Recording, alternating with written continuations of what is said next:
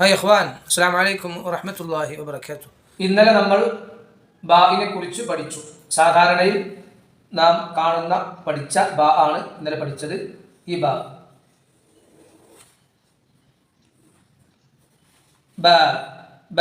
എന്നതിന് പറയാം ബാ. ഈ ബാവിന് ഒരു പേരുണ്ട്, ആദി എന്നൊരു പേര്. ഇത് ആദി. ഇനി ഈ ബാഗ് തന്നെ ഇങ്ങനെ എഴുതും, ലാസ്റ്റ് ഉയർത്താതെ നീട്ടിട്ടാണ്. ഇത് ബായും ബാധകമാണ്, തായും ബാധകമാണ്, തായും ബാധകമാണ്. ഇത് ഈ വരികളൊക്കെ പൂർത്തിയാക്കുമ്പോൾ, ഒരു സെന്റൻസ് ഇങ്ങനെ എഴുതിയിട്ട് വരി പൂർത്തിയാക്കുന്ന ലാസ്റ്റ് ഭാഗത്ത് ഈ ബാഹോ താഹോ സാഹോ വരികയാണെങ്കിൽ അപ്പം ഇങ്ങനെ നീട്ടി. അത് എഴുത്തിലെ ഒരു ശൈലിയാണ്. ഈ ബാഹിന് പറയുന്ന പേര് കൂടി ഞാൻ പഠിപ്പിച്ചു തരാം. എന്താണ്? മുർസല. ഹാ, ജീമ്, ഹാ ഇതിനൊക്കെ കൂടെ കൂട്ടി എഴുതുന്ന, അതിന്റെ മുന്നിൽ തുടക്കത്തിൽ എഴുതുന്ന ബാഹ്, സാഹ്.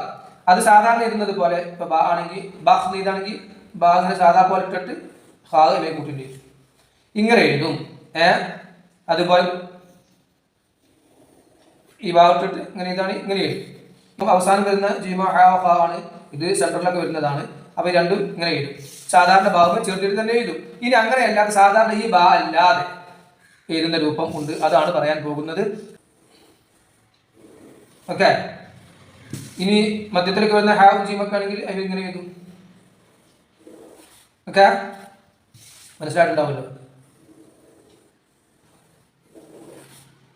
ഇത് ബാഗ്, താഗ്, സാഗ് ഏതുമായി ഉപയോഗിക്കാം. പിന്നെ ഇതിന് പേരുണ്ട്, നമ്മൾ പഠിക്കുക, മുഅവ്വജ. ഇനി ഈ ബാഗ് ഇപ്പം ജീമലൊക്കെ എഴുതിയപ്പോഴുള്ള ബാ തന്നെയാണ് നമ്മൾ മീമ എഴുതുമ്പോൾ എഴുതുക.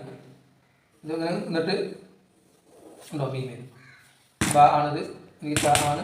ഇതിനും ഒരു പേരുണ്ട്, മുഖന്തറ. ഇതാണ് ഇപ്പൊ നമ്മൾ ബാഗിനെ കുറിച്ച് പഠിച്ച്. ആദിയായ ബാഗ്, സാധാരണയുള്ള ബാഗ്. പിന്നെ ബാഗ് സെന്റൻസിന്റെ അവസാനം നീട്ടി എഴുതുമ്പോൾ നീട്ടി എഴുതും. അതിന് പിന്നെ നമ്മൾ പഠിച്ചത് ജീമിന്റെ ഹായിന്റെ ഒക്കെ കൂടെ എഴുതുന്നത്, മീമിന്റെ കൂടെ എഴുതുന്ന ഈ ബാഗ് അല്ലേ. ബാഗ് പിന്നെതാ ബി എന്നൊക്കെ ബി ഉണ്ടോ, ഇത് ബാ ആണ്. വിദ്യാർത്ഥികൾക്ക് പഠിക്കാൻ ആവശ്യമായതിൽ കൂടുതലായ ചെറിയ വിശദീകരണം നമ്മുടെ ഈ ബാഗിന്റെ പാഠത്തിൽ നമ്മൾ പറഞ്ഞിട്ടുണ്ട്. മുതിർന്നവർക്ക് കൂടി അത് ഉപകാരപ്പെട്ടോട്ടെ എന്ന നിലക്കാണ്. ഇൻഷാ അല്ലാഹ് കഴിവതും വിദ്യാർത്ഥികൾക്ക് മാത്രം ഉപകരിക്കുന്ന രൂപത്തിൽ ആണ് ക്ലാസ് ഉദ്ദേശിക്കുന്നത്. അതുപോലെ തന്നെ നമുക്ക് മുന്നോട്ട് പോകണം. എല്ലാവരും കേൾക്കുകയും കാര്യങ്ങൾ മനസ്സിലാക്കുകയും കൂടുതൽ പ്രാക്ടീസ് ചെയ്യണം ഓരോ അക്ഷരങ്ങളും.